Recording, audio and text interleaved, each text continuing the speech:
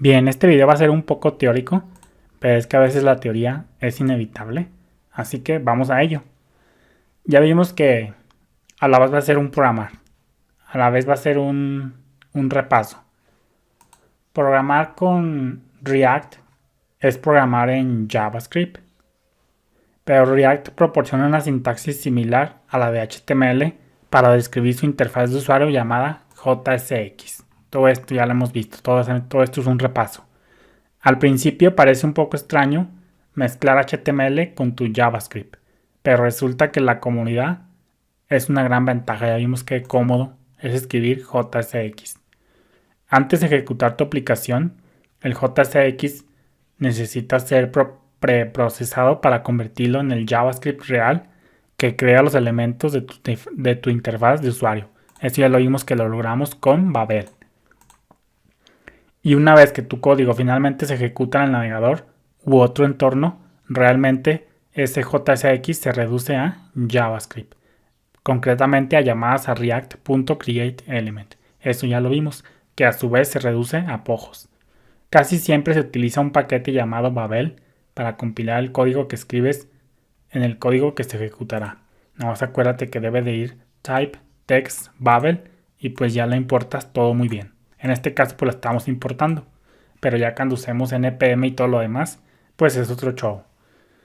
De manera general, entonces, tú te puedes decir ¿para qué son los props? Pues básicamente los props son para pasar datos del exterior a un componente. Ya lo vimos cómo pasamos datos del exterior, donde lo llamamos a los componentes. Del exterior pasamos a los componentes para que puedan ser manipulados dentro del componente en sí mismo. Props son argumentos. Las props son argumentos que se pasan a los componentes de React. Los React props son como los argumentos de las funciones en JavaScript y los atributos en HTML. Ya lo estamos viendo aquí. Para enviar props a un componente, utilizamos la sintaxis misma que se utiliza en los atributos de HTML. Se pasan a los componentes mediante atributos HTML, como lo estamos viendo aquí. Nombre de atributo y valor. Ese valor puede ir entre comillas o puede ir entre llaves. Son las dos sopas que tenemos. Cuando React ve un elemento que representa un componente definido por el usuario, pasa los atributos JSX, es decir, todos estos, y los children a ese componente como un único objeto. A este objeto lo llamamos props. Fíjate que si le pasamos los props y tiene children, pues todo eso se mezcla en un solo objeto dentro de un objeto que se llama props. No separa, por decirlo de alguna manera. Siguiendo con los props, hay nombres reservados para las props. Tenemos dos props especiales que se llaman, una de ellas ya la vimos, una prop especial que se llama key y otra prop especial que se llama ref.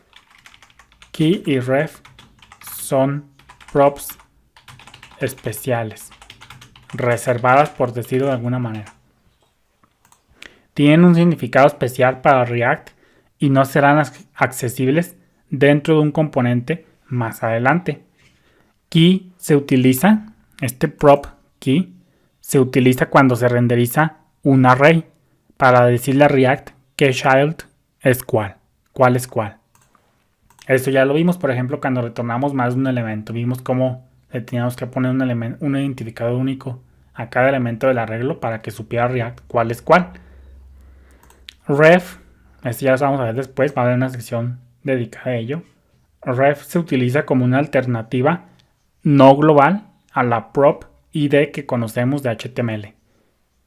Haz de cuenta que ref vendría siendo como algo así como el equivalente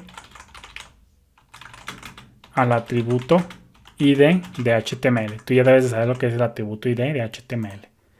Entonces vamos a hablar en este video de la prop key. Esa que vamos a tocar primero, la prop key, ya después vamos a ver ya la ref. Las keys ayudan a React, es decir, las props keys. Las keys ayudan a React a identificar qué elementos han cambiado, qué elementos han añadido o qué elementos se han eliminado. Se deben de dar keys a los elementos dentro del array para dar a los elementos una identidad estable. Es bastante frecuente ver la prop key cuando estamos iterando un array con métodos con el método map. Vamos a ver ese ejemplo para ver cómo usar la key, la prop key. Ya la vimos cómo se usa cuando se retorna más de un elemento dentro de un componente, pero ahora vamos a verla en otra situación. Entonces vamos a ello. Vamos a crearnos aquí. No vamos a crearnos un componente, vamos a hacerlo algo sencillito. Vamos aquí, vamos a poner let números.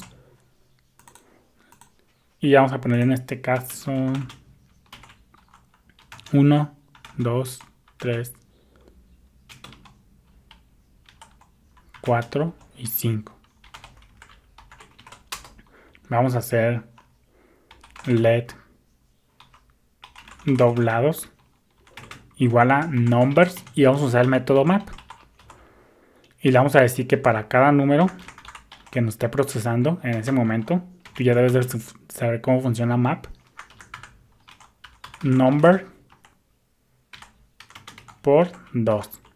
Aquí le estamos diciendo number representa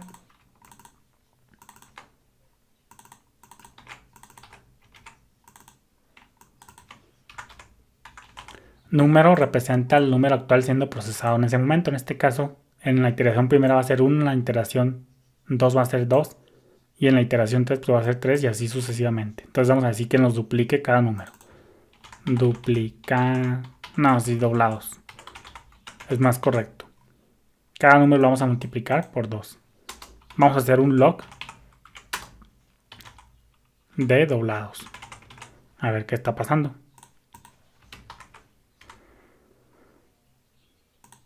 Efectivamente, 2, 4, 6, 8, 10. Entonces, todo muy bien. Entonces, ahora vamos a hacer lo siguiente.